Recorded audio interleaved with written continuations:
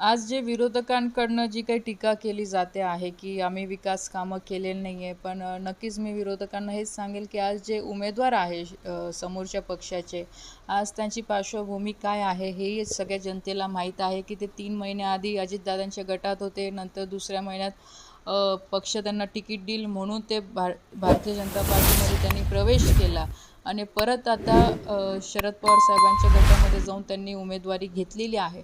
ही शेवटी निवडणूक ते त्यांच्या अस्तित्वासाठी हे लढत आहे, पण आम्ही ह्या निवडणुकीला देशाच्या अस्तित्वासाठी आम्ही ही निवडणूक लढवतोय, ना की फक्त रक्षा खडसे म्हणून ही निवडणूक लढवली जाते. देशाच्या विकासासाठी, देशाचं उज्ज्वल भविष्यासाठी आम्ही या निवडणुकीला पुढे जातोय आणि लोकांपुढे जाऊन आम्ही मतदान मागतोय.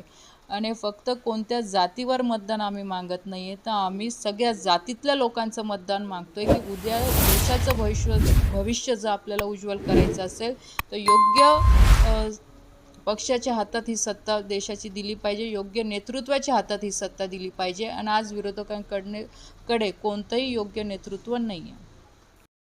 गांधी तीर्थ निसर्गाच्या सानिध्यात महात्मा गांधींच्या जीवनावरील जगातील पहिले मल्टीमीडिया म्युझियम. आजच भेट द्या. गांधी तीर्थ, जैन हिल्स, जळगाव. अधिक माहितीसाठी www.gandhifoundation.net वर व्हिजिट करा.